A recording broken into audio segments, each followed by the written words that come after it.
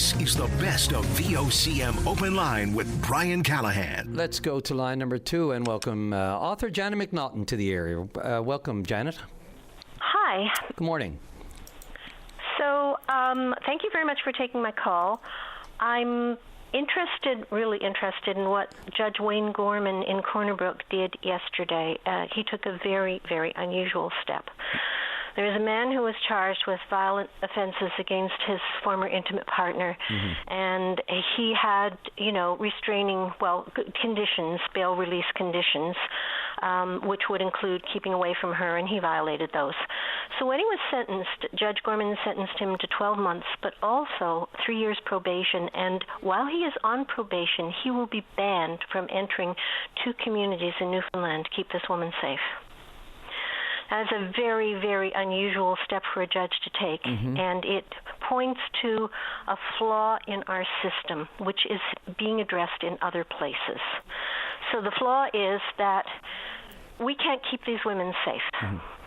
And I've been in the situation where we knew that someone was in terrible danger, and we found out 2 things, okay? The first is that there is no way to make the police, in this case, because police were our only resort, aware of the degree of danger that a woman is in. And the second is that even if you did, there is no actual coordinated response to protect a woman. Now, in other places, this problem has been addressed. New Brunswick has this really wonderful program that was piloted for 2 years and then taken province-wide. It's called a Coordinated Community Response.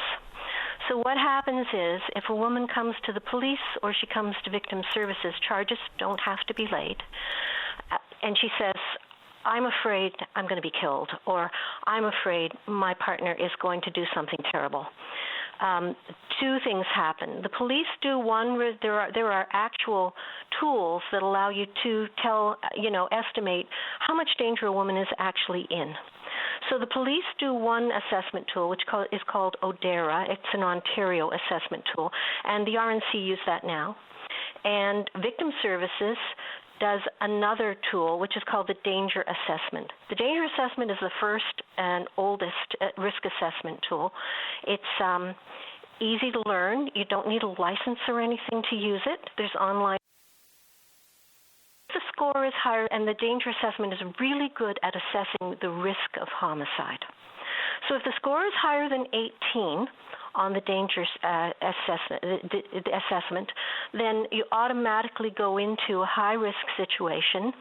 And what happens then is all the various kinds of services that could help a woman in this situation are brought together at a table, and they figure out a way to keep this woman safe. Now, the thing to understand about this is the situation is not going to last her lifetime, okay?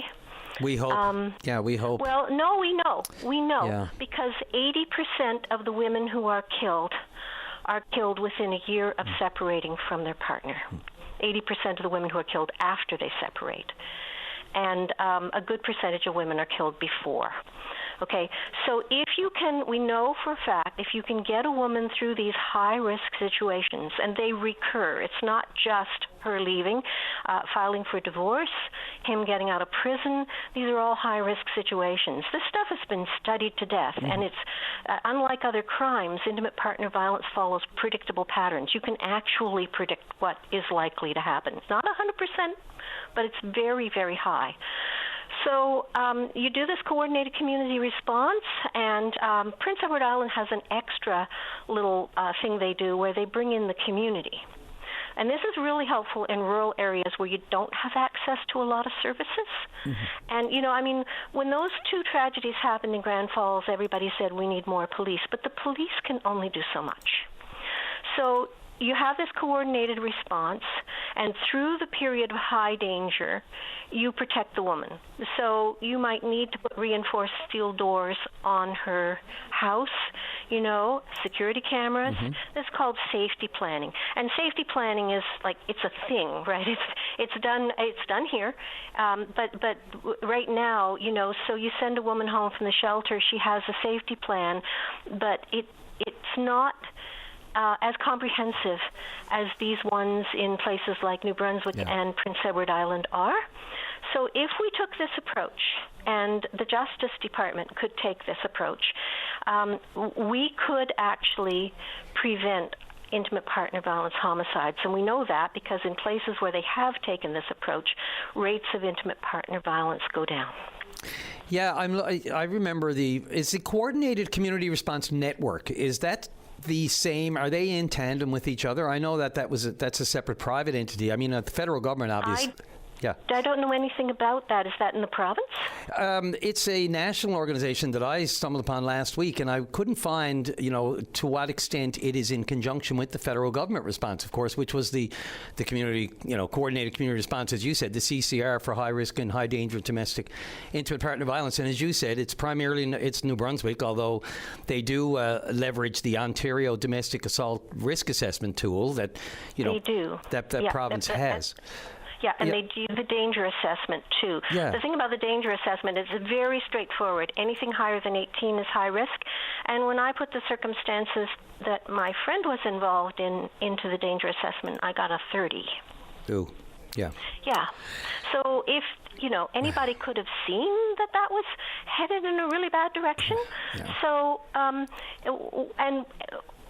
there's this feeling of helplessness. I don't know the circumstances of the recent events, because we've had 3 women, 2 killed and 1 very seriously harmed. Mm-hmm.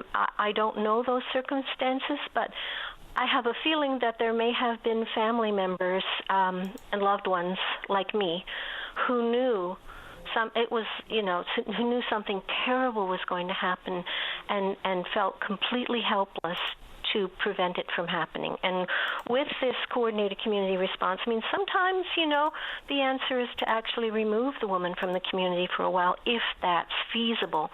Where there are children involved, that may not be practical at all.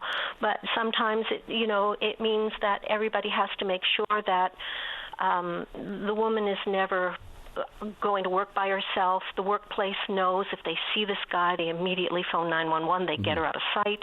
These things. This is all stuff that's been figured out in other places, and we really need to start doing that here. Another thing that they did in New Brunswick was all the various police forces, municipal and RCMP, got together, and they made up their own codes because crimes have codes.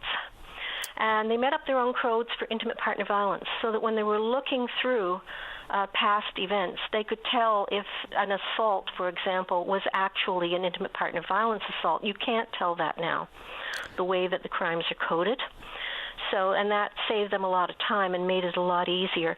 There's also really good software for this that can go on a woman's phone. They track the woman. You can, report. She can call 911 very discreetly. She can send a message to a friend saying, could you drop over because things are getting really bad here, without, just a touch of her phone.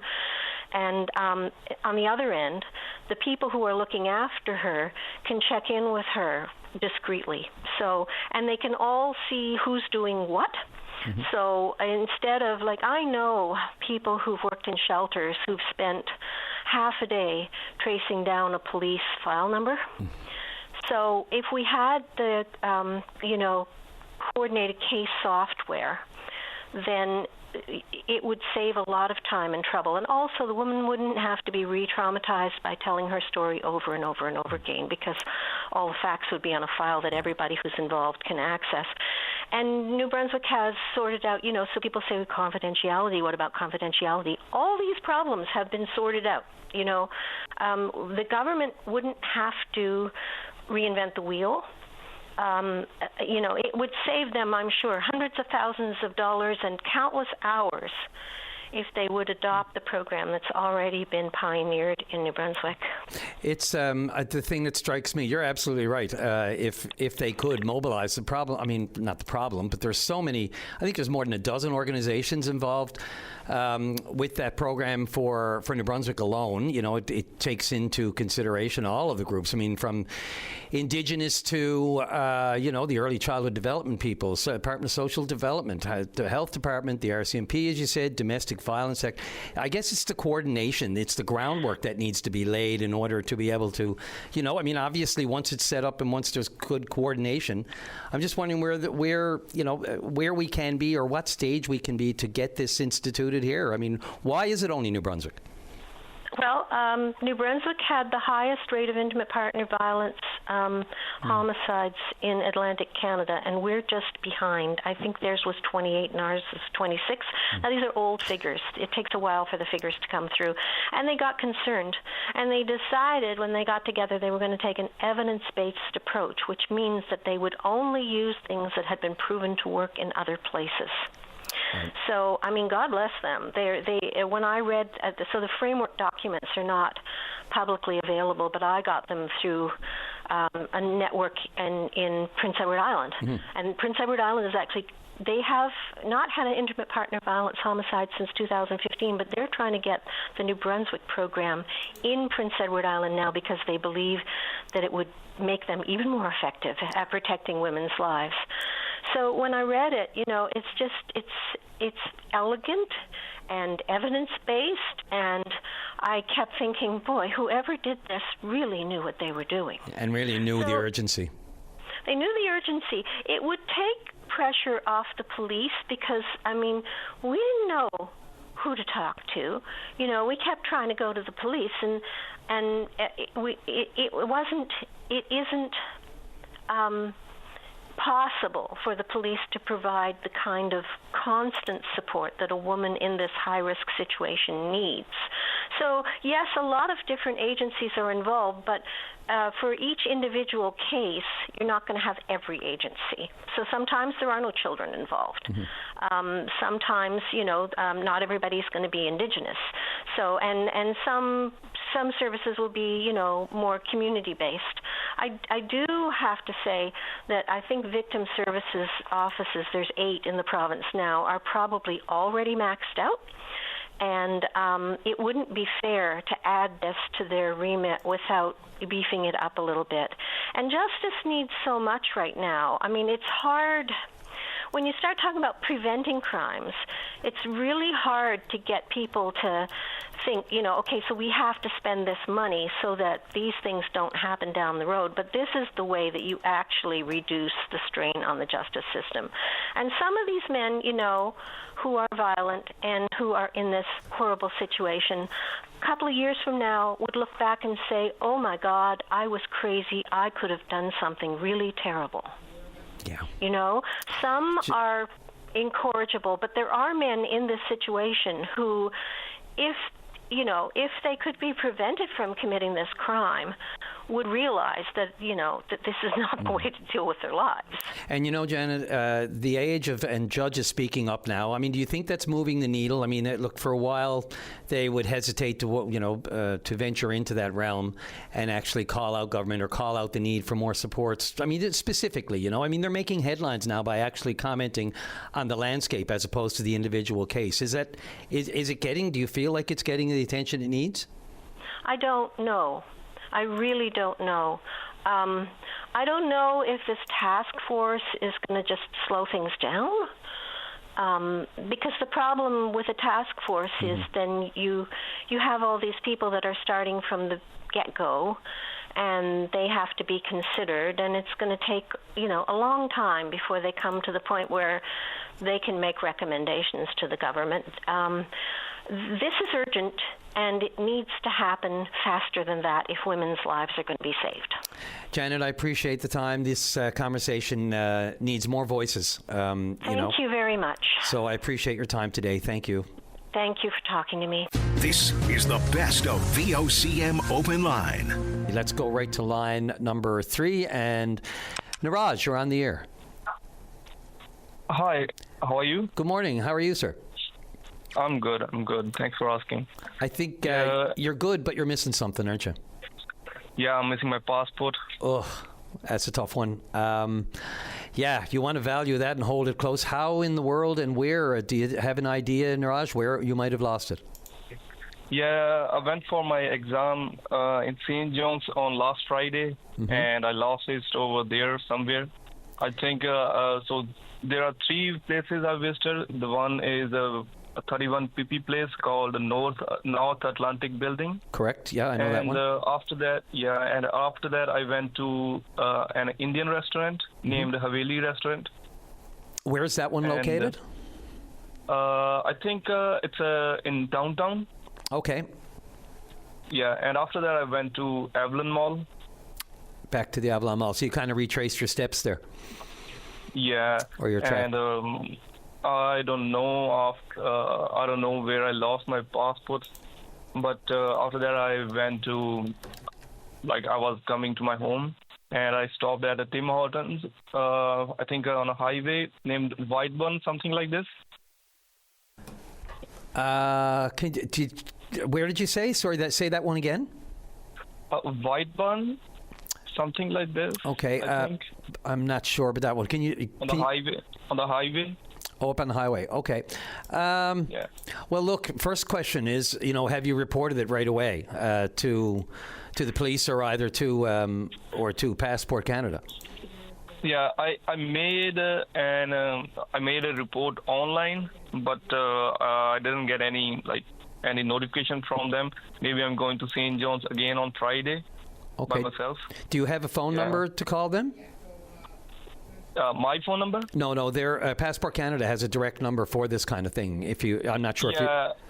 Yeah, I have their phone number, but they are asking me if I have already reported for missing passport or lost passport.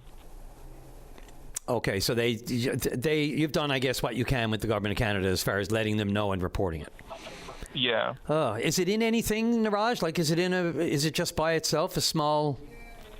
Just a passport book, nothing else. Not in a package or anything like that. So was it in your pocket or something, and it just fell out, or? Yeah, I think it was in my back pocket. Wow. I guess it's, and I don't, look, this can happen to anybody. God knows, I'd be quite the hypocrite if I claimed that I've never lost anything, that was important to me without doing my due diligence. But a passport is another kettle of wax altogether. It's a pretty important document, and especially in this day and age, with travel and the security requirements of various countries. It's a tough one. I really hope, you have some luck here, and that somebody can. I mean, look, it's pretty distinctive. We're not just talking about a debit card or something that someone might have dropped. So let's really hope that we can mobilize here, and hopefully, someone will, recognize it. But what country of origin? Is it a Canadian passport? No, it's an Indian passport. Okay. And, of course, all your information and everything is there, too. So well, let's hope Passport Canada, or have you contacted your own authorities, like the Indian government, the issuer? Yeah, I called them too. Yeah. So everybody is notified at least. That's the first step, of course, just to make sure that there's no fraud or anyone doesn't use it for try to duplicate an identity or anything like that. In this day and age, that's really tough stuff, hey? It's so important. Do you have any travel to do soon, like important travel? Yeah, not soon, but in 4 months or 3 months.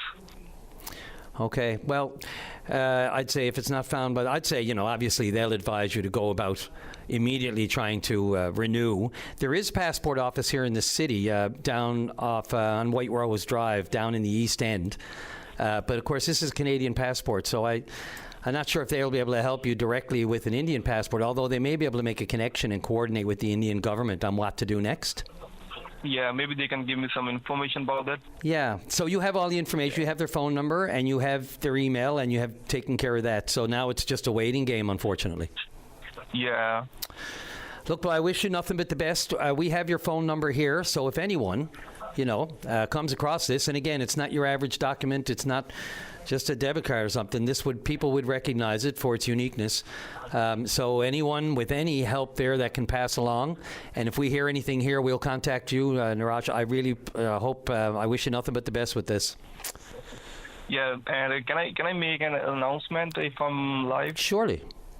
Yeah, so my name is Neeraj Pal, and most people call me Niraj Pal. It's NIRAJPAL, and my phone number is 905-598-5528, and I'm located in Clarenville, Newfoundland. If anybody has any information about that, please contact me or VOCM. That would be very helpful and thankful. Right. And thank you very much. You're welcome. And it's Niraj Pal, right? That would be, yeah. Okay, look, we have your number, and you've made that pronouncement here as well. So let's, fingers crossed, and you're in Clarenville, are you? Yep. So you were just in town for a weekend or something like that? Yeah, I was there for my exam. Oh, yeah, right. Sorry. Okay. Yeah. Oh, it's really unfortunate. Look, I feel for you. I lose my phone or anything, and my pit of my stomach, you know, your heart just goes up. It's like, oh, I got to get this back. So good luck, and we have your number, and if you hear anything, by all means, let us know as well. Yeah, all right. Thank you very much. Sorry to hear what you're going through, but good luck. Yeah, thank you very much. Take care. You're a good one. Thank you. Bye. Yeah, bye. Bye. This is the best of VOCM Open Line. Let's go right to line number 1, and Susan Guiney, you're on the air.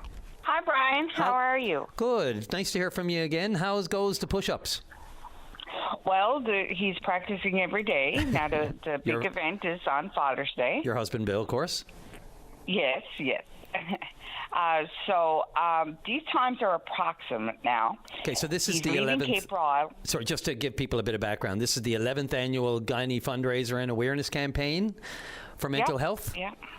Yes, it is. Right, and I love the dinosaurs and stuff on the long walk, the Guiney Push-Up Challenge for Mental Health Awareness, June 21st, 2026. Go for it. Okay. Actually, the poster was designed by a relative of ours, and it's really cute. She worked really hard. One is doing push-ups, and the other's walking. So are you the one screaming at the one doing the push-ups? Yeah, because I wouldn't be able to do the push-ups. But you're not giving them too hard a time. No. No. Yeah.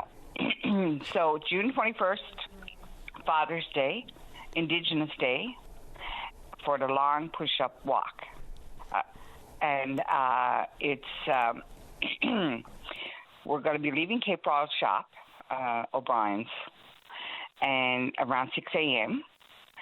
And we should be in Torres Cove around 10:45, and then mobile school by 12. And when we get to Witless Bay, that's the halfway mark, around 1:30. The fire department will be accepting donations from noon until he arrives. Then Bay Bowls Foodland, 2:15. Gould's Big Goods, 6 p.m. The Battery Cafe at 8:30, and then hopefully arriving at Signal Hill at 9 p.m. So we just wanted to say, if anybody wants to meet up with us along the way, we would encourage anybody to try and get out and even walk. We don't expect everybody to walk the full distance, but if any of those meeting points and they would like to walk with us for a while, there's a lot of people going to be meeting him at, or a few people going to be meeting him at the fire hall. Right on, yeah. And, okay. And then walking the halfway mark with him. Right. So it's also Indigenous Day. So if you want to wear an orange shirt, yeah, National Indigenous Peoples Day, yes. Yes.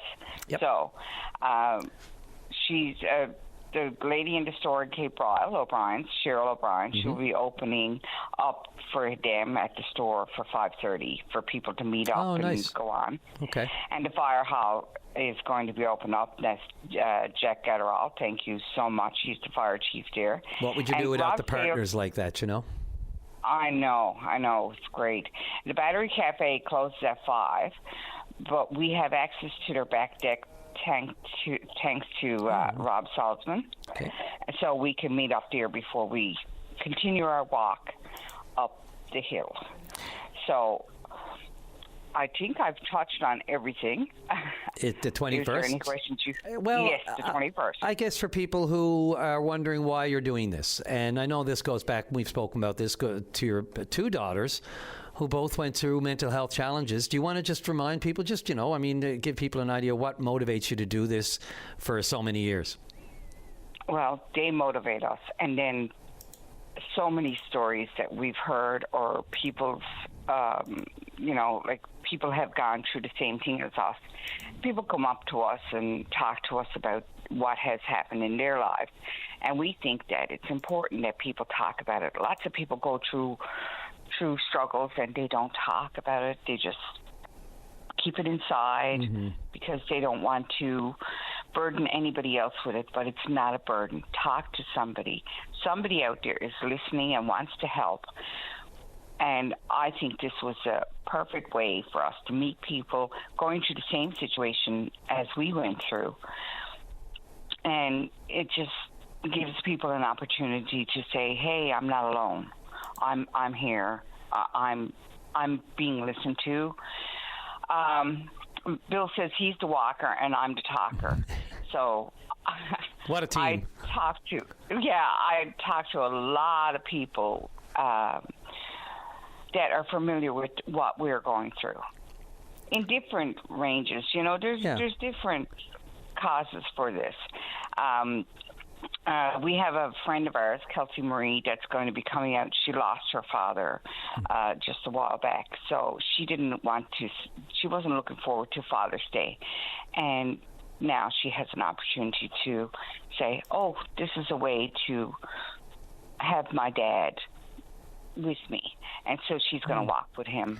Lost her dad to mental health as well, Susan? No, he didn't. No, he just. Sorry, I just wanted to clarify that. Yeah, but look. Yeah, no. As you said, right? I mean, it's not just people don't want to bother people with it, but it's the stigma. Of course, you don't. It's again like last week being Men's Mental Health Week, and I've said I'm just going to try to remind everyone every day that it continues. We shouldn't just set it shouldn't just be a week. It should be every day reminder. For men and everybody else to keep it on the front, to keep talking about it out. Sooner or later, it won't be the discussion in the shadows. It can't be anymore. People have to feel as open as possible to be able to come out and say, I have a problem. I think I have a problem, or I do have a problem. Yeah. That kind of self-awareness and the strength and I know it's easy for me to stand here and do it, but look, we all suffer in different ways, right? Some more than others. Some, are of strength of mind, and they go through struggles, and you might be depressed, but you don't have depression, and those sorts of things. And there's and there's a very fine line. And unless you discuss it and talk to other people about it, especially people close to you, who know you and can see the differences, and whether you're changing, and whether your moods are changing, and whether you've just become a different person, and that you might be really at risk, those conversations have to be had. Yes, and it comes in all ages, young and old. Oh, ages, genders, it just doesn't discriminate, does it? It doesn't discriminate, no. You can be as young as a toddler going through a change in schools or friends or moving or anything. Like, it just affects everybody. Yep. It's a reality, and there's too many lost to it in silence. And these kind of walks and fundraisers and people getting together for this cause and talking about it and getting on the air like you are right now, it's invaluable. It's helping some people. There's no question about it. We just have to keep it up and help more. Thank you, Brian. And thank you to anybody that has helped us out or shared our journey with us this past 11 years. It's amazing how many people have helped us, and I can't thank them all individually, so they know who they are. And thank you VOCM for doing this for us every year. And again, thanks to Bill Guiney for his continued effort in keeping this alive. The Guineys are back. We're back with a vengeance this year. in just 4 days, 4 sleeps, the long walk, the Guiney push-up challenge on June 21st. Yes. Absolutely. Thank you so much, Brian. You're welcome. And anyone wants more information, they can contact us. Or where's the best place online to find the information on this, Susan? It will be on one of our Facebook pages. We've been sharing it. Okay. His link is on it's Will Guiney at gmail.com. There you go. WILGUINEY at gmail.com. And our phone number is also there, too. Perfect. 770-2672. And Will with one L. Will with one L. Got it. Good luck Sunday. Thank you so much. This is the best of VOCM Open Line. Go to line number 4, and Gareth McGraw, you're on the air. Brian, how are you? Good morning, Gareth. How are you? You're with, of course, VP with Sandbox Gaming, a local nonprofit. You do a lot of great work for charities, but it's all about gaming, hey?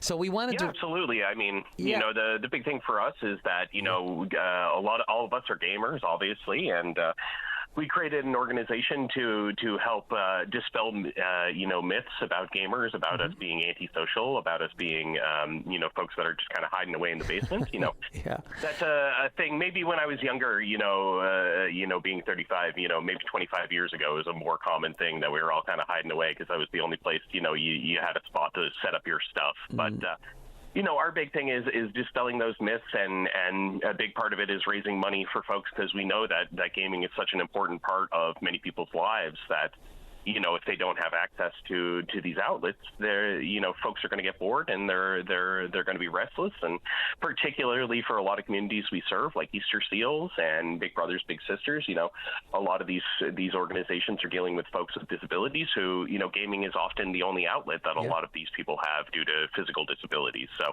it's a big thing for us. It's an important thing, and I'm very proud. We just wrapped up a marathon this weekend, raised over $5,000 for local charities. And we're going to be appearing at Avalon Expo this weekend. So, always trying to get out in the community. Yeah, down at the Convention Center, Games Room and Tourney House. That's going to be a good one, too. Look, you do such good work. It's a marriage of great entities, whether it is, it's a nonprofit organization. It's all volunteer run. You have a full-on board of directors that looks after these things and works with charities to give back. And, to dispel the myths and, the way it used to be, and it did used to be that way when I used to play a little bit. But I guess the key is, I always thought, just everything in moderation, especially when it comes to gaming. And look, in this day and age, let's cut to the chase here. The concerns and the risks with online gaming have changed immensely since you guys formed this organization, I think, in 2010, was it? Like 16 years ago now.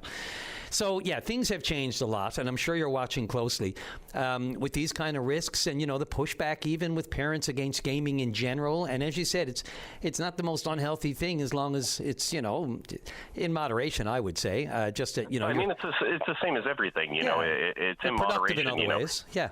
You can find lots of great outlets and lots of learning and gaming can be life-changing, but at the same time there are risks involved, and I think they're not new risks, they're not unique risks, but we're seeing them in different ways. So obviously everyone is attentive to the media right now with the incident involving a local young person and an online group of loosely associated, I guess what they're described as is nihilistic terrorists, an organization roughly known as 764, and why they've become, kind of the big thing of today is because of how they're targeting folks. They're using unorthodox methods like children's games like Roblox, a game that is aimed at kids in the, 9 to 12 age range, very young folks, and specifically going after them, I think is something new and novel. Online radicalization isn't anything new. We've been dealing with the war on terror and the outcomes of that for 25 years. 10 years ago, we were hearing about people who are getting recruited by ISIS online through Instagram and through text messages and through internet forums. It's just the methods that are changing now. And I think what's really, particular about this organization that's disturbing folks is the age range of folks that they're targeting. For groups like ISIS that were targeting, older folks to radicalize them to perform acts of terror, there was kind of an implicit understanding that they were targeting adults because you wanted, people with the ability to do the things that you were looking to accomplish in the other country, whereas 764 is a very different group when it comes to their ideology, being nihilistic, don't really care about anything other than causing violence. And so they've found, targeting younger and younger people able to achieve those goals because they're, young folks are very easy to be influenced. So, that's what we're seeing is very different now, is the way in which they're doing it and the age of the folks that they're targeting for these types of violent acts. Yeah, as you said, not just adults, it's the vulnerable now. A lot of kids lost sort of thing. There are some kids very much on their own these days. If you're on those systems and you're just playing the game and all of a sudden, and you're interacting with anyone in the universe, you don't know who they are. They're using different, we just saw in the courts here, people can use aliases. You don't know who you're dealing with. Next thing you know, you're innocently lured to another site in tandem, even while you might be playing a Roblox or a Minecraft game. And the next thing, they're asking you for different things. They're just trying to, they're very smart. They're very shrewd. They will inch into a conversation. The next thing you know, you could be part of an extortion scam. And I'll even make the leap. We saw Toronto police talking about this, the guns for hire, the youth, the young people that have been hired by gangs in Ontario to do attacks on synagogues and the like. You know, they've proven that this is the case. They've been able to lure and recruit kids, call them in, and the police are using that term, not me, guns for hire, recruiting them with cash and all the rest of it, actually paying them, but finding them and luring them in through video games and through various streaming and other services. So it is it's a real cesspool, and it's very dangerous out there today. How much of your go ahead. I don't want to scare everyone into staying offline. I mean, it's been incredibly important for me my entire life to be able to go online and find other people with the same interests I have. The internet and internet gaming for me has been monumental in my life, and I wouldn't be in this organization I was if it wasn't for 10 years ago joining an internet forum for the Newfoundland Geek Society with a bunch of people I never knew who all had anonymous handles. And now, those are people who have had at my wedding at this point. And, some of my best friends live in California and Japan, and I, have never met them. But, these are folks that I talk to every day because I've made these relationships online. So, I mean, the beauty of online gaming is there, and it's enabled people around the world to meet each other and discuss their cultures and find common grounds and commonalities. But I think what's really important is having parents in the loop. And that was really important for me that, when I was online gaming, my parents had, a lot of the same things that folks, used to preach as very normal. When you're online, people can pretend to be different people. Don't give away your address. Don't tell people where you live. Don't give people your real name. And I worry a little bit because we're starting to see a push federally now for, people having to use IDs to go online and use their real names in internet spaces. And I really worried because that's counterintuitive to, what we've had for the last 20 years when it comes to internet safety of, remaining anonymous, making sure that people don't know who you are and where you live and what your name is was such an important part of internet safety growing up that I'm concerned that with these major incidences happening, that we're going to push too hard in the wrong direction. And, the only people who are going to be, anonymous online are going to be the criminals. So, I totally get where all the dangers are, but I would say the most important thing to me at the end of the day is having family who are involved and having parents who are asking questions. I mean, you don't have to have an interest in roadblocks at the end of the day, but if your kid's playing these games online, take the time to ask who they're playing with, who their friends are. For a lot of these games, you can see, that they've got messaging apps within or messaging services within the games. If your kid's young enough, say like, hey, bud, I just want to take a quick look and see what you and your friends are talking about, just to make sure everything's okay. Yeah. If they start getting on Discord, Discord's a very normal spot. At Sandbox Gaming, we use a Discord channel to organize our friends and share jokes and keep events running and stuff like that. If your kid starts jumping on Discord and stuff like that, I don't think that's a red flag immediately, but, check in what kind of Discord communities they're in. What are the types of conversations that are happening in those Discord communities? Yeah. I think that's the most important thing is being involved as a parent and just keeping a track on these things. And if your kid is evasive about those things, I would say that's your biggest red flag. If they're kind of shy or things don't really add up or their answers are evasive, that's when I would say, hey, that's probably a time to investigate a little further, because that's what, organizations like 764 emphasizes. Don't tell your parents, don't tell your family, don't tell anyone. The goal is to continue to isolate you to the point that they become the only trusted source in your life, and then take advantage of that. Yeah, and I'm just wondering, you just mentioned like Discord, for example, also, why they would be jumping to that. What prompted them to move on to that platform as opposed to what they were already doing? Did somebody, just asking those questions and keeping an eye on what they do have and what systems there. Is it as risky and is it a concern across all gaming systems, PS5, Nintendo Switch, streaming? Are the risks any less or any greater? I don't think the risks how 764 are acting are any greater depending on the system. What they're doing is they're approaching folks through the gaming platforms, which have censorship and different ways to catch things in their messaging system. So, for example, Roblox, you wouldn't be able to plan a terrorist attack through the in-app messaging system on that game because of the way that it is. The messages are open, they're readable by moderators, they can tell what's going on, they've got filters, stuff like that.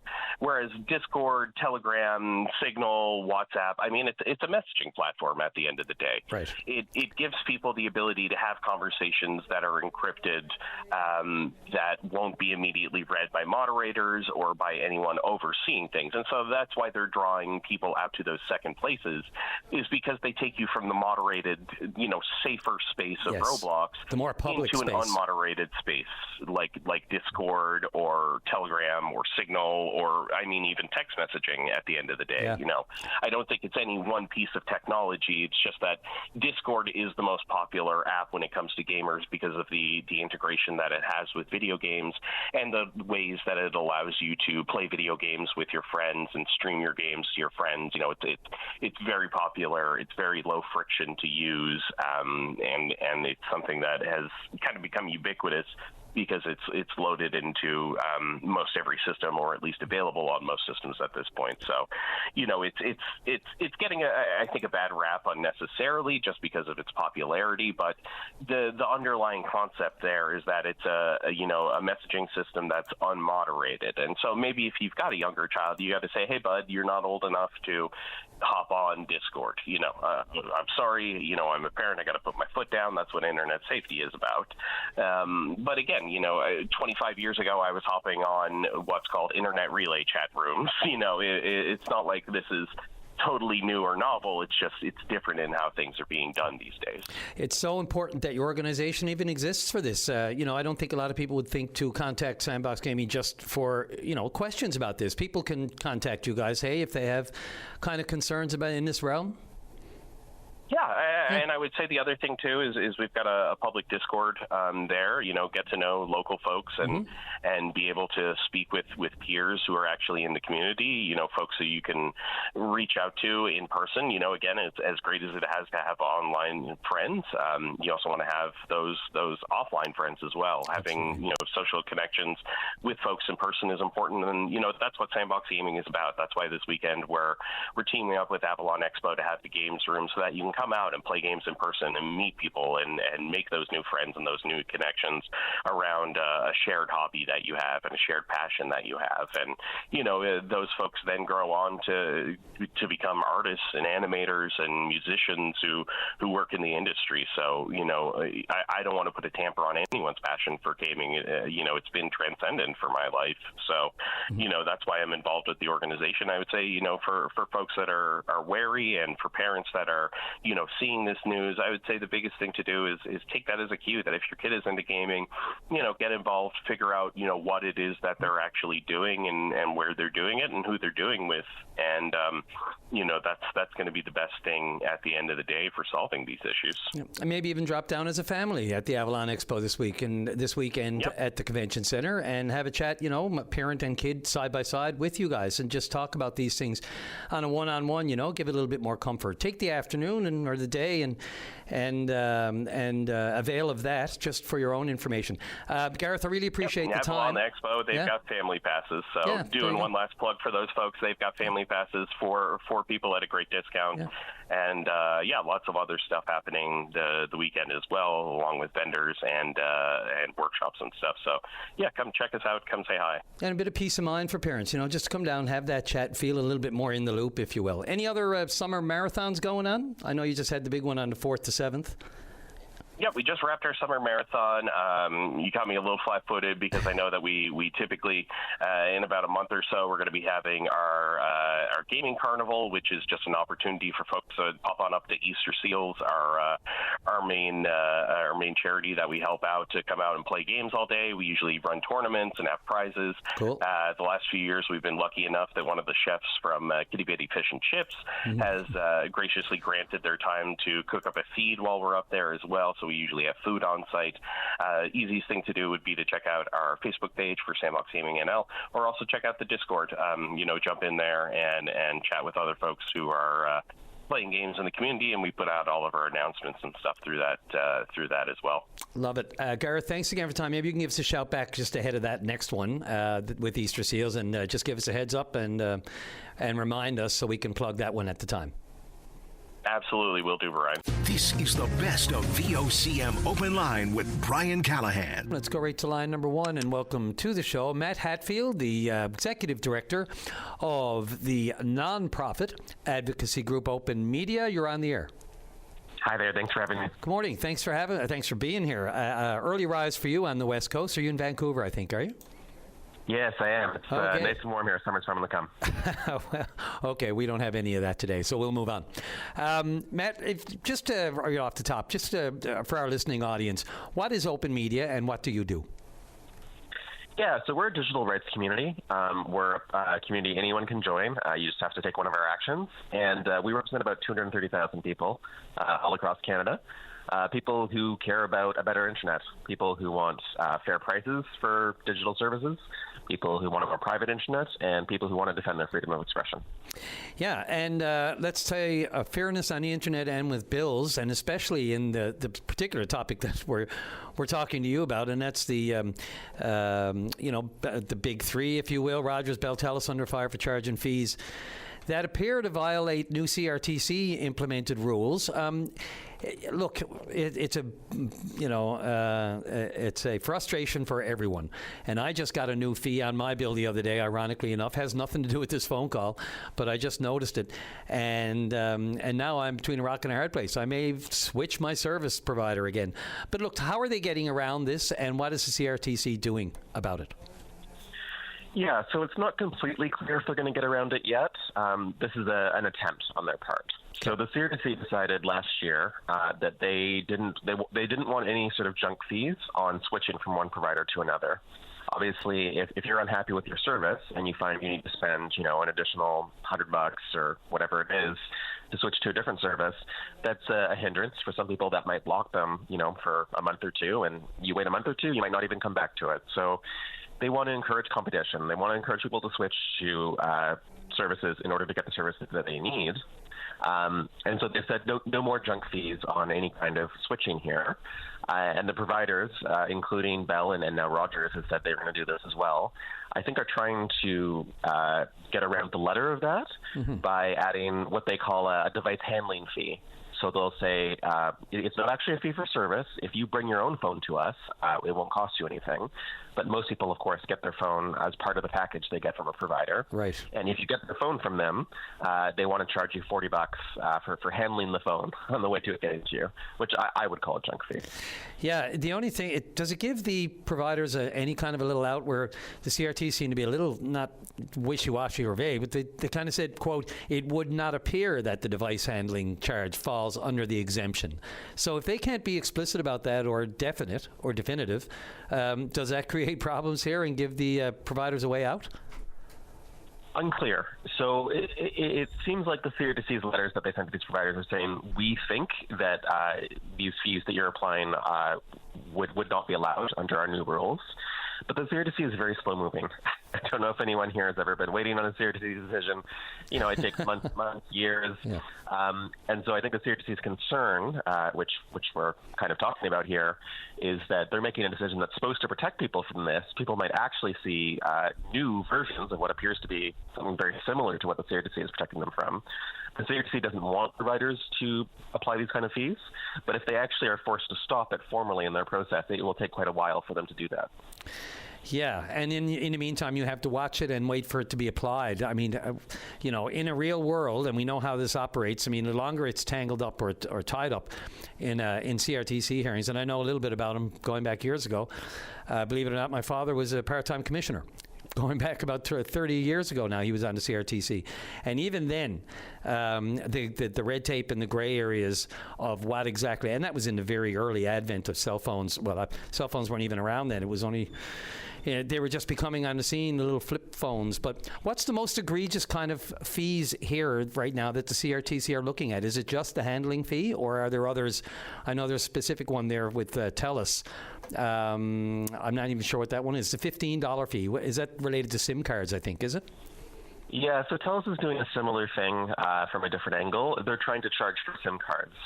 So again, the idea would be, well, technically, you could get this from somewhere else. You don't have to buy a SIM card from us. But of course, almost everyone buys their phone, buys their SIM card from their provider. And so it's another somewhat smaller, but still a chunk fee. Okay, so what kind of assurance or faith should the telephone consuming public have that any of this could at least, I guess there's some consolation or solace in the fact that CRTC is on it, but if you were a betting man, are these just other charges that are going to be? Look, they could even envelope or move them into another fee. It's just so hard to tell when you're looking at your bill. Can we make that a little easier? Yeah, this is a bit of a shell game providers play with the CRTC. It happens on other matters like roaming fees. The CRTC is taking some action there, but several of the providers sharply increased the cost of their roaming rates to gouge their customers in the last few years. People were paying much higher roaming rates than people from other countries did when they left Canada. It's good that the CRTC eventually does something, but in the meantime, a bunch of revenue has been collected from consumers, and people are frustrated. Yeah, and this part by Bell that they say, look, it should be exempt, this fee, from the CRTC investigation, if you want to call it, because customers don't, we don't have to buy a phone when you buy it, but you kind of have to, but you don't have to from the actual provider. Like they say, it's a physical product that customers may expressly agree to purchase, but that just ignores the fact that you have to, doesn't it? You need a phone, of course, to use phone service. Some people you bring their own phone to a provider, and so if you happen to have a phone, or if you can get a phone that you're happy with used, then that's a great way of doing it. That would avoid these fees. But we don't have statistics, but realistically, 80-90% of people are getting their phone from their provider. So the CRTC is trying to convince them to drop these fees to avoid a lengthy enforcement action. Lengthy enforcement action, it strikes me, is exactly what they want. Yes, I think that's right. Perhaps the CRTC could rule these fees need to be refunded to customers, but the providers are probably hoping that doesn't happen, and they get away with the revenue in the meantime. As you call it, a shell game, and just it's ongoing, so with no real timeline on this either, is there? No, and the real solution here is durable competition. We have a bit of an oligopoly. We have 3 companies or less across much of the country, and the CRTC needs to take action to get what's called virtual providers into the market. It means people who can resell on the same networks to customers. With that, you can have 10, 12, 15 companies selling to customers instead of just these 3, and it makes it much more likely that someone won't do this and give you an actual fair deal. Yeah, how far away are we to open up and to more competition? Well, the CRTC has looked at it several times, and they keep saying no. So we're hoping they change their mind in the future, because the system does not work particularly well for Canadians. But to date, they've rejected that approach. Well, if nothing else, the phone lines will be buzzing here with everybody's fees for cell phones, because you just feel like you're so locked in. And you're right. And then we watch all the American advertising and the different options, and we've been told repeatedly that we have the highest cell phone bills in the world. Is that still a fairly broad yes, but accurate statement? We're in the upper range. We're no longer the absolute top. There's been some small improvement there, but we're still pretty high up there. Okay, so are people catching up to us or vice versa? A little bit of both, actually. The prices have gotten quite a bit worse in the U.S. because they have not provided enough competition. Oh, wow. Ironically enough. Well, they should come look at us. Yeah. Matt, look, I appreciate the time and love to reach out to you on a regular basis, although I do appreciate the early wake-up as well. We got a 4.5 time difference on you, so I'm always happy to speak with you. Pardon me?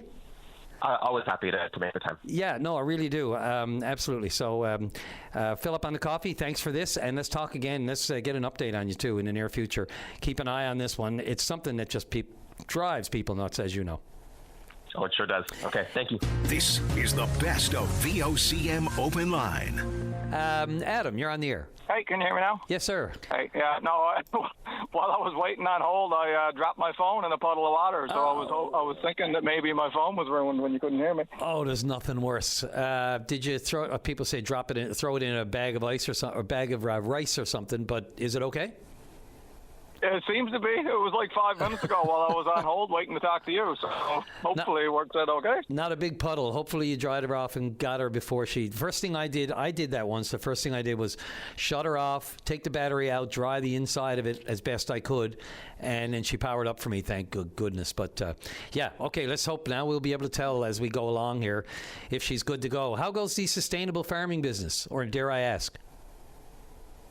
Good for the most part. This spring has been not pleasant.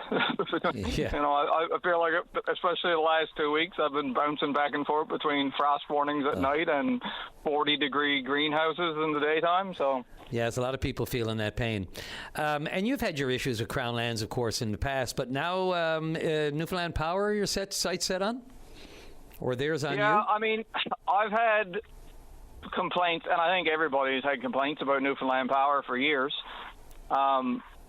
It goes back to probably 2019 is when my complaints really started. I mean, we lived in CBS at the time, and in January of 2019, I believe it was, we put a wood stove in our rec room in our house in town.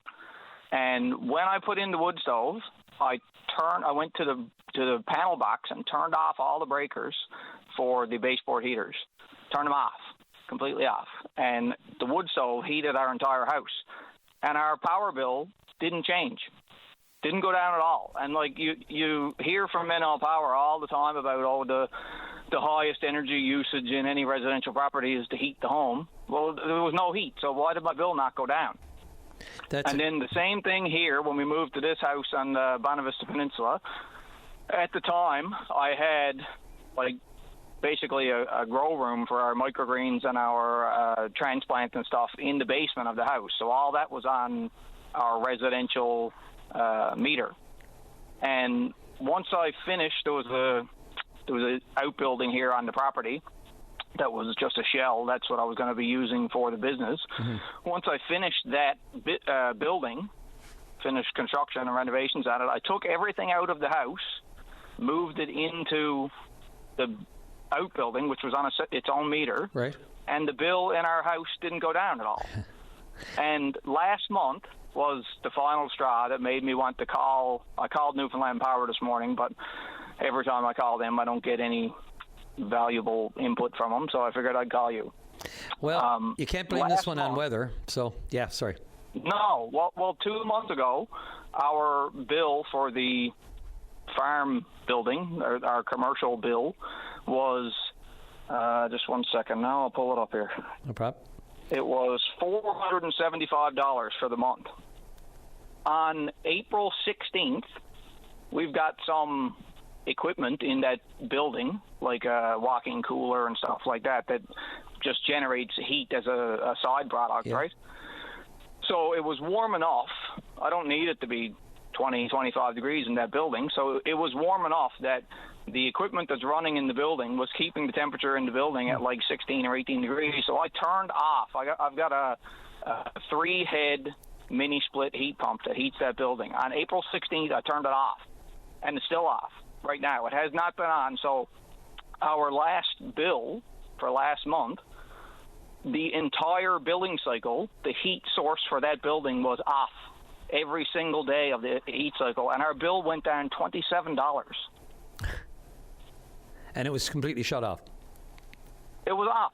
And like the same thing when I called NL Power when we lived in CBS, and I called NL Power about our residential bill here when that happened, and they throw out a few, and when none of that applies, all they say is, well, there's something in your house or there's something in your business that's using electricity, so we're billing you for what the meter read, and that's all you do about it.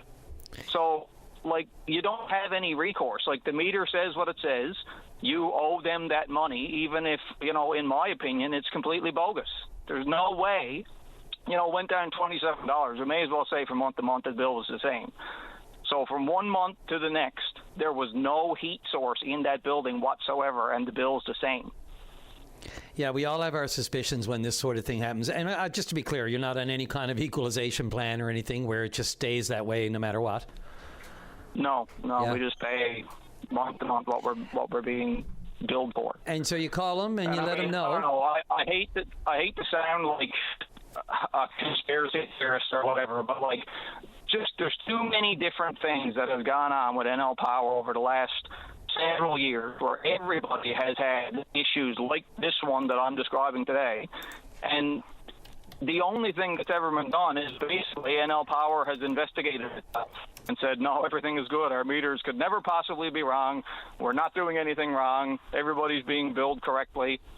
End of story. Yeah, I think that it's time for somebody, like a third party or an independent investigation or something, to be done on Newfoundland Power because, if I'm being 100% honest, I don't believe it. I think that I am fraudulently being charged by them. There's no way in the world that is correct from month to month. And you're not alone out there. I will say that's for sure. Look, only because of the time on the clock. I will say this, obviously when the pushback comes to this, they did have an independent audit of this in light of last year when people really, a lot of bills at the same time, and they pointed to the weather. And winds, and that sort of thing. I find a hard time accepting that too. But they had an independent audit and came back and said their meters are 99% accurate and calculated correctly based on the rates. And yep. But wasn't that audit completed by them? Wasn't that an in-house audit? With the pub, yeah. So in the pub Newfoundland Power investigated thousands of bills apparently, and they found, get this, zero. I mean, I remember reporting on this. I said zero, like it's 100% accurate of anomalies and pricing errors, and they stood by it, and they said the spikes are all attributed to longer billing cycles, colder temperatures, higher electrical heating consumption, and windier conditions. I imagine that's the same thing they told you. Yeah, and I mean, if that's the case with this building, like it's colder and it's windy and the wind is sucking the heat out of the building and everything, there's no heat source on in there. So there's nothing generating the heat to replace the heat that's been lost by the wind. So it's completely unbelievable as far as I'm concerned. I don't know if you can have you ever asked for an on-site visit? Somebody just come down here so you can show them and try to give you some... I've asked for an on-site visit. They basically said that I would need to hire an electrician on my own dollar to come in and find what is using the electricity, which I also find very convenient. From month to month, my heat source was turned off, and then just by chance, something else in that building happened to start unexpectedly using electricity to the same degree that my heat pump used it last month. Yeah. Maybe there's an underground generator you don't know about. Yeah. Adam, listen, I got to get off.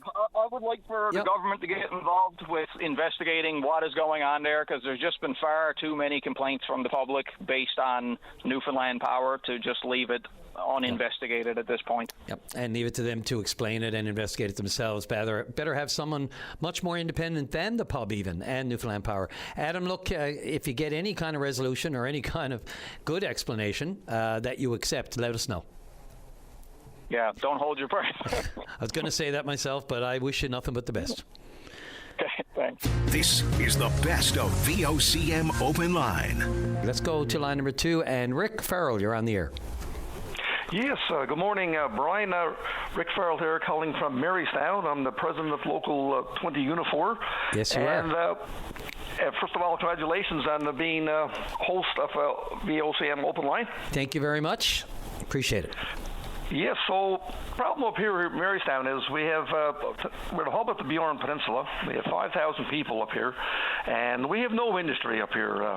I'm the president of the local here and at Cowhead Offshore Facility and Amara Seafoods, the old Marystown shipyard. 4.5 years since we've had any employment at the Cowhead facility for offshore fabrication, since October of 2021. And the old Amara site was bought back in November of 2018. We ratified a contract. You were happy with it? We've had very little work in that industry as well. Yeah, so you were very happy with that contract. We're trying to keep the pressure on these companies and on the governments to pay attention. Like, so if the Minister of Agriculture, Aquaculture and Fisheries, Mr. Iola Driscoll, is pinning in this morning, the Minister of Mines and Energy, Mr. Parrott, our local MHA, Jeff Dwyer, and the Premier. Something has to be done up here, and something has to change dramatically.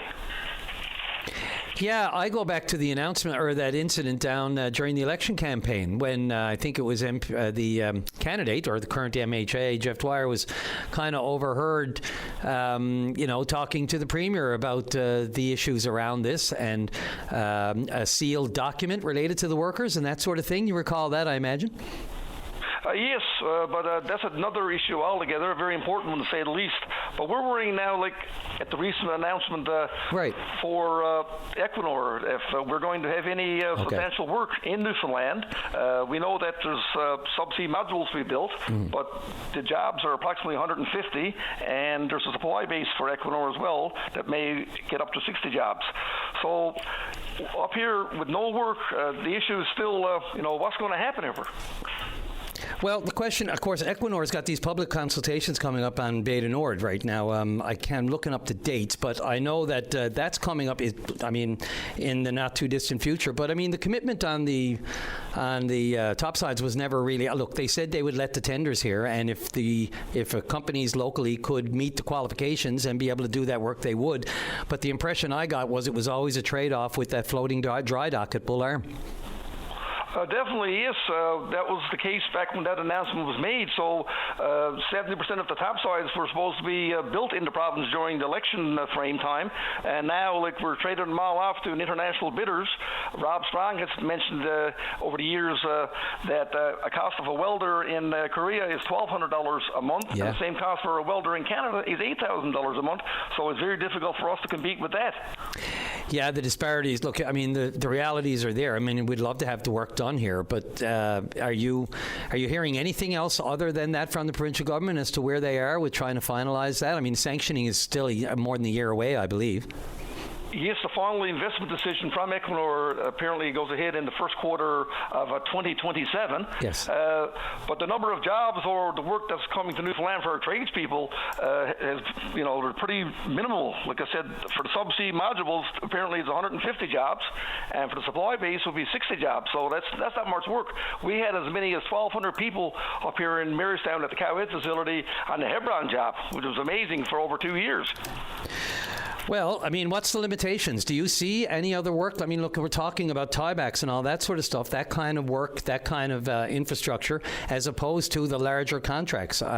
Again, I haven't heard anything differently, but are you still lobbying for that, or do you think you should just, take basically what we can get, if that's any kind of a sensible way of putting it? That's not enough. That's not acceptable.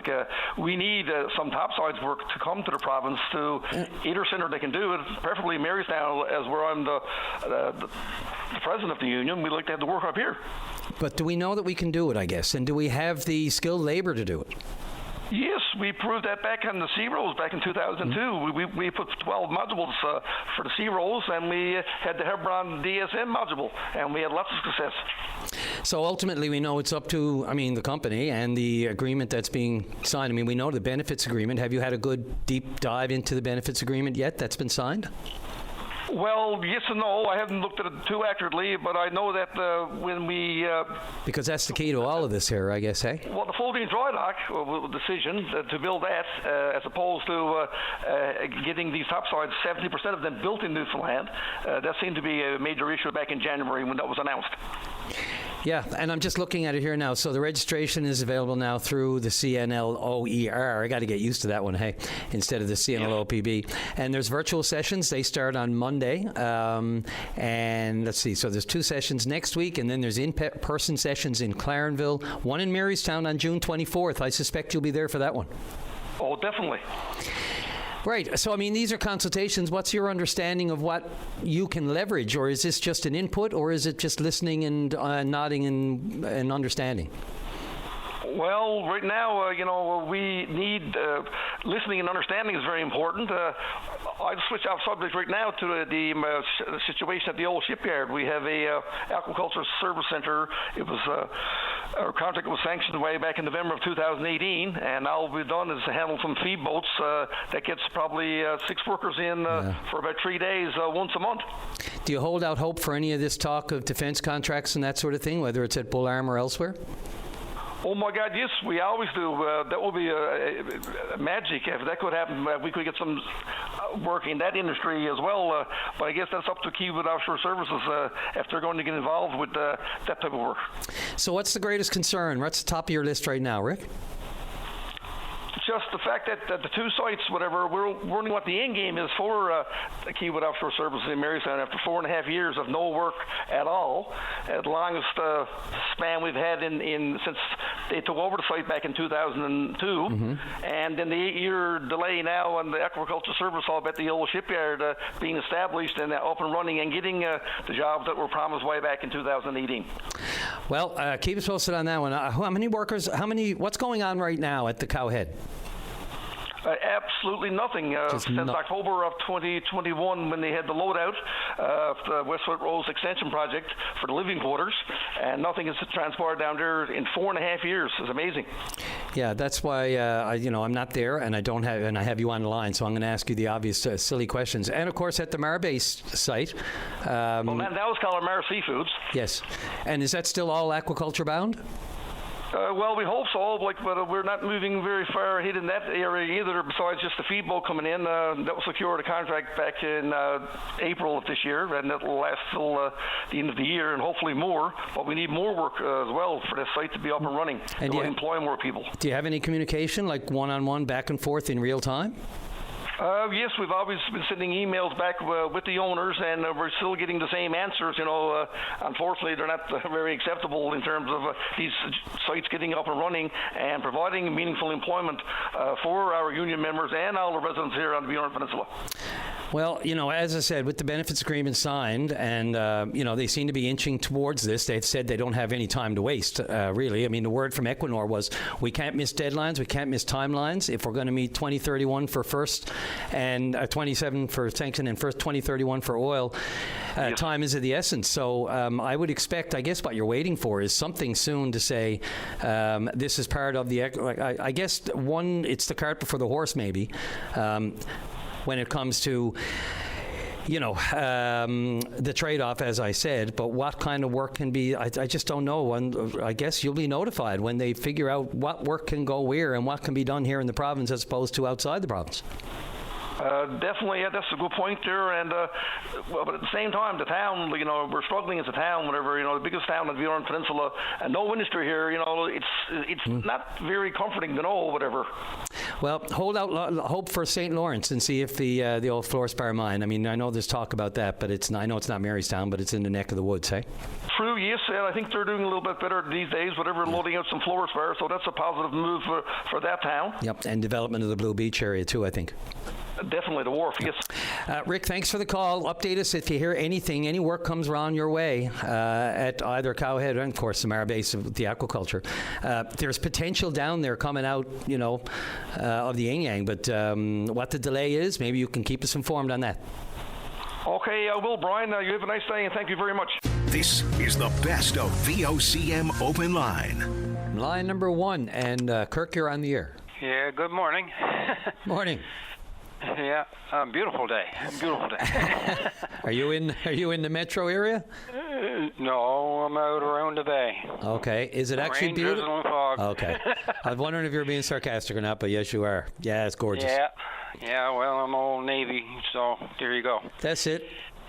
Yeah. Not much you can do with the weather. Hey, I called this morning because I received another bill with a different account number for the same person. My mother's in long-term care facility in Carbonear. Right. And they got 2 different account numbers for the same person that I got to pay on. And I'm from Eastern Health, of course, right? Or NL Services, I guess, which is the new entity, I guess they would call it. The former Eastern Health, yeah. Yeah. So are these reped duplicates, or are they different fees? They're just a different account number. Yeah, I'm just wondering if it's the same fees, like the same billing on both accounts. It don't appear to be. It looks like that there's a discrepancy by a dollar or two from each different account. And so, do you mind if I ask how much each one is for? Well, the first one was supposed to be for $15.57 a month, and that's the one I was paying on for the last almost 3.5 years, ever since Mom was accepted into LTC after Dad died, right back in October of that year, right? Right. I'm sorry to hear that, but.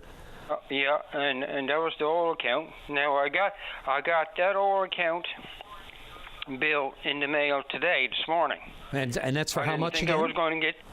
Now I didn't think I was going to get that one because they changed it about a week or so ago when I got the new account. So for the same person. Okay, so so different account numbers on them, 2 different letters. Am I right? Okay, 2 different account letters, 2 different, and they were mailed. What's the date on both of them? Okay, on the brand new one, I'll call it brand new one. The most recent. They sent it out on the 2nd of June. Okay, so that's 2 weeks ago, and the other one? And the other one I just received today. So that's dated just probably last week. Okay. Yeah, that's dated the 10th. And they have the same address and everything, but a different account number? Yes. And do they describe, like next to the fee, does it say exactly what the fee is for? Oh, yeah. And does it say the same thing on both? Yeah, it's basically the same thing on both, but the numbers kind of don't add up. And what's the difference in the 2 numbers? By a couple of dollars for each one, right? Okay, and can you just tell me again, like what the value is? Well, like I said, on one it's $15.57 a month. On the other one is $15.58. Okay, so $1 off. Yeah. And we're talking $1,500, or just to be clear, or $15. Yeah, $1,557 a month for that's the one I was paying all along. It sounds a lot to me like, Kirk, one is a replacement for the other. I mean, the amounts are almost the same. They're not going to ask you to pay both amounts, but that's a problem if they have different account numbers. Now we're into their system where you could be assumed in their system that you have 2 bills for $1,500 to pay when you've only ever paid one for $15, right? Each month. Yeah. That's what it appears to be, because the one I got today, it's still saying pound still, but there's no explanation that they changed the account on it. Okay, so now the next question is, have you contacted NLH Services about this? Yes, I contacted them well over a week ago. Why the change with the new account, right? And what they explained to me that there was a different crowd taking it over. A different crowd? Was he any more specific than that? No, he wasn't any more specific than that. Now the letterhead and everything is still the same address in Topsail Road. Yeah. And Mount Pearl, same crowd and same account and same phone number and everything. So it looks legit. Right? I would say it's legit. But I'm wondering now if if anyone else is being confused by these bills from long-term care. Glitches can occur in the system. It seems like a duplicate on the surface with somehow a second account number under her name. I'm just trying to figure out, did they give you any other information? You explained the whole situation to them when you called. Oh, yeah. Well, they know this, right? Yeah. So are they looking into it, or are they doing anything for you? Not specifically. All I got from an assurance from whoever I was talking to a week or so ago that, I'll be credited for the payments I made on the old account. But the old account is still sending me the same bill, same balance due or payment due or something like that, right? Okay, and how does it pay? How is it paid? Is it an automatic withdrawal, or do you physically go to a bank and pay the amount? That's what I do. You physically go to a bank and pay it each month? Yeah. Okay, because they have, I don't know if you've even asked or checked with them to set up an automatic withdrawal so you don't have to go through that. But then again, maybe it's a good thing you didn't, because they'd probably be withdrawing two amounts from you right now. Yeah. So it seems to me like a duplicate where the amounts are almost the same, and it sounds like they adjusted the level by $1 for some reason, and that could be for any reason, taxes or who knows what it could be, administration fee or whatever. But $1 off, it sounds like somehow they have two accounts for the same person, and there should only be one. And what number did you call? Like, I mean, I have contact numbers and emails here. If you want to try again, do you know the number, or do you want me to give you one that you might be able to get some help with? 709-777-1480. That's the one, and that's for accounts receivable. So any issues with accounts, it would seem to be that's the number. So you call that, and again, you didn't get any clarity or what's going on? No. Now, obviously, that's why I'm calling you. Yeah. You're supposed to be a journalist and everything. Well, I'm a former one. I am indeed. I mean, this is what I would do. I would first go right to them, and if you didn't get any satisfaction or any on your own, then I would... I didn't mind receiving the notice in the mail this morning, but I was hoping, like, say, okay, this is the old account, it's cancelled, you'll get the new account, and that'd be it, right? But it's still same balance still on the account I was used to. Yeah, well, this like if you've called because what I did, I went to the bank and I put in the brand new account to cancel this old account, right? You know what I mean? Okay, so that could be where the issue arises, but yeah, it's a little bit. So you went to the bank and did that. Yeah. Okay. I would say, look, all I can think is if I were you, I would be calling that number again and saying, I have two account numbers, two letters for different amounts. Here's the account number, and here's the account number. And you would give them both account numbers and ask them what's going on. That's a pretty black and white, straightforward thing. Some of these things can be really tangly and red tape and that sort of thing. That's what I would do. And if you can't get satisfaction that way, we'll take it on. I'll take it on. I'll contact them later after the show. Absolutely, if you can't get any satisfaction at that number. Do you use email much, Kirk? Huh? Do you use email much? Oh, emails? No, I stay away from it. Yeah, no, I can appreciate that. I mean, I do have computers in the house, but I stay away from it. Yeah. There's another number too, just for long-term care specifically, where you can get information about it, and maybe they can take this on in another way. I just want to make sure I get you the right number. Where is she staying? Is your mother, right? At the private Josiah Squibb Hospital in Carbonear. Okay, in Carbonear. Okay. I would say, I'm going to make this suggestion. There's a number here try this number. I would still get that other number, the 1480 that you just mentioned. But here's another one for the Eastern, and this would be, I guess, rural zone. Because I got the two bills right in front of my eyes now. 786. On there now.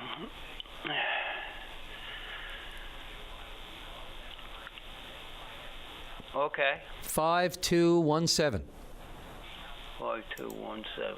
Okay, good enough. And this has to do with long-term care service. This is a one-stop location. These are the various locations are there as well. But yeah, I'd call that number and let them know what the situation is. But I'd go back to the other one. That other number is your one-stop, just to let them know what you've got, and that you have two account numbers.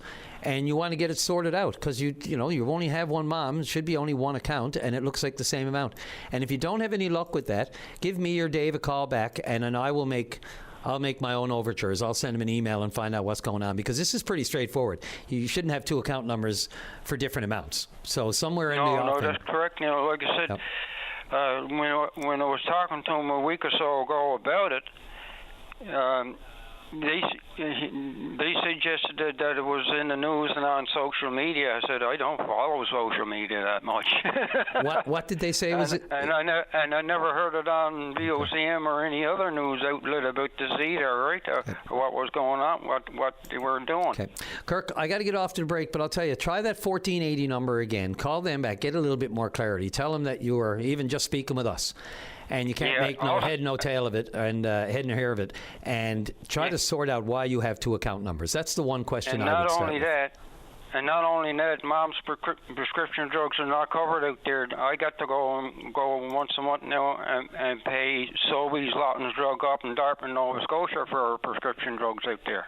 Okay. Because it's not covered anymore. All right, that's a whole other kettle of wax that we can deal with when we get to the bottom of the first one. How about that?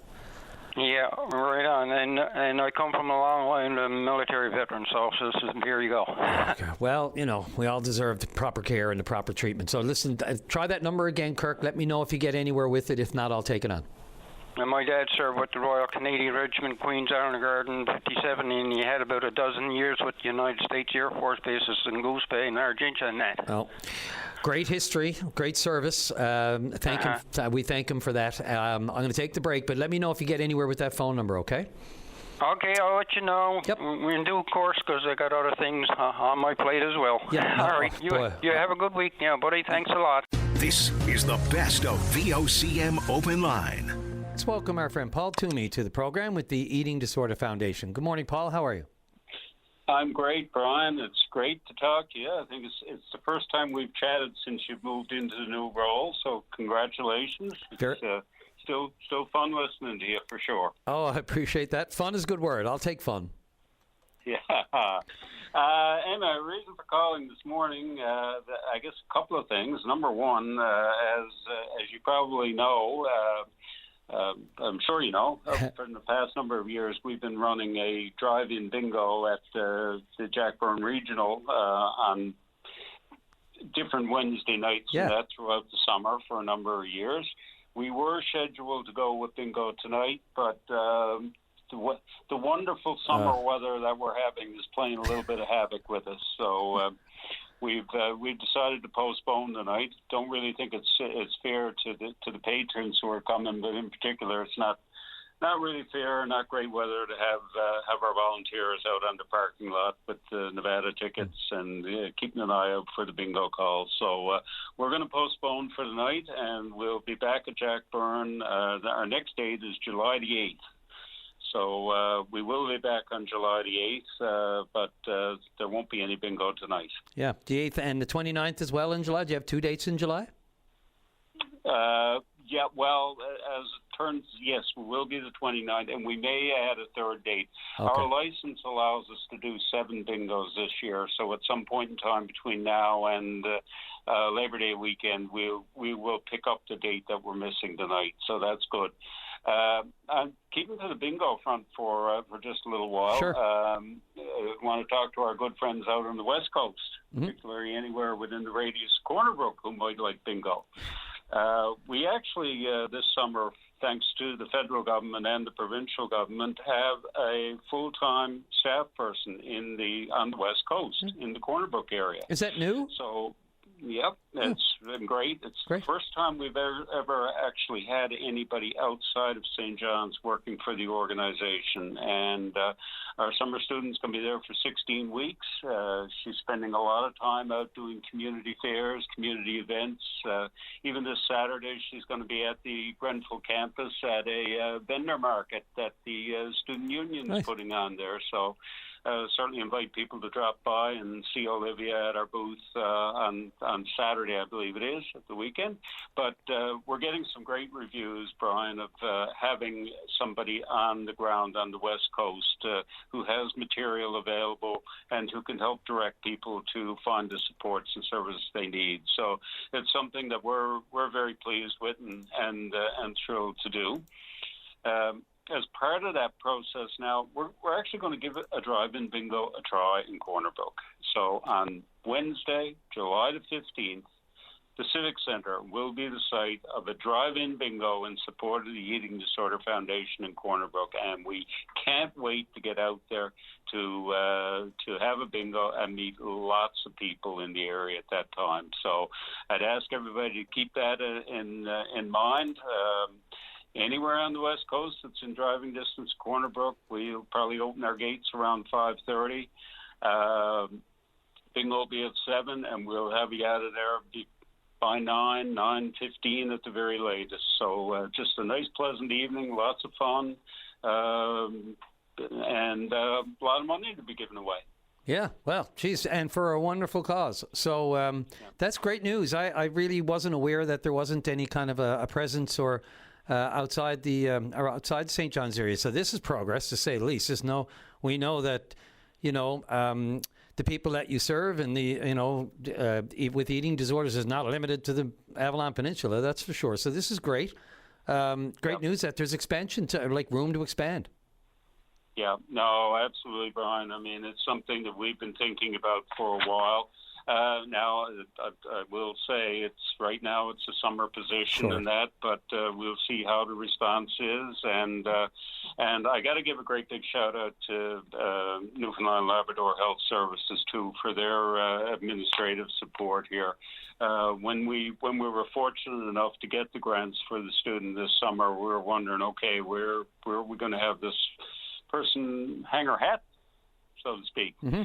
And our friends at NL Healthcare came through with an office at the Corner Brook Community Center, which most people in that area will know is the old Western Memorial Hospital. So they've been very generous to provide us with office space. So we're thrilled with that.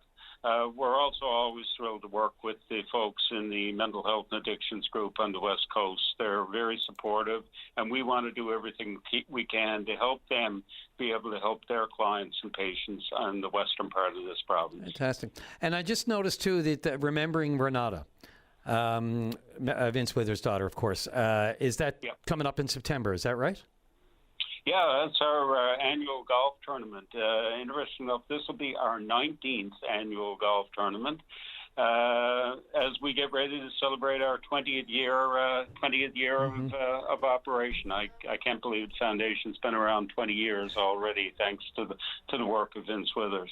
But no, we have our 19th annual golf tournament. There's still some team spots left.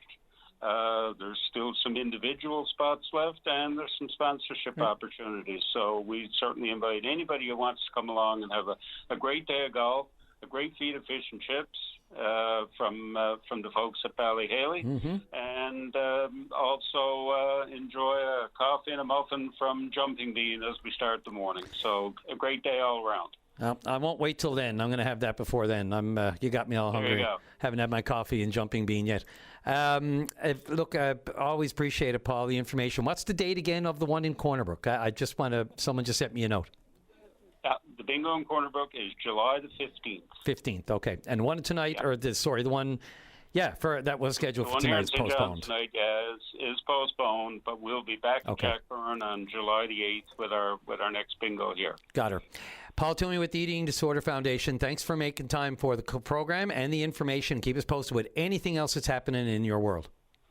Absolutely, Brian. Thanks very much, and I won't be as long getting back to you the next time. Not at all. At your convenience. Thanks, Paul. I know you're not busy. All right. Thanks, Brian. Take care. Oh, all right. That just about does it for the show. And yes, the report on the Titan submersible is in from the Transportation Safety Board of Canada. The upshot operated without oversight. We kind of knew that, some similar recommendations and that sort of thing. But the bottom line is that beyond the design of the Titan, the investigation had involved all of these broader gaps in international oversight of submersibles in general. So this was able to go beyond and talk about the bigger problems that we have, not just around when these things are launched in our waters, but around the world. And in this case, they say the Titan was operating. They knew the Titan was operating from St. John's with the support of a Canadian vessel, but it received no oversight. And they note that the situation is not unique. And in fact, Canada, it's relatively common. But the investigation found the lack of regulatory oversight to identify safety deficiencies resulted in increased risk to those involved in the Titan's operations. And no kidding, because it involved in the catastrophic implosion that occurred. And more reports we get, the more we can learn and the more we can avoid horrific tragedies like this in the future. That does it for today, folks. I appreciate the calls and the emails. We'll be back tomorrow, right here, same place, same bad place. Drive safely. Arrive alive. VOCM cares.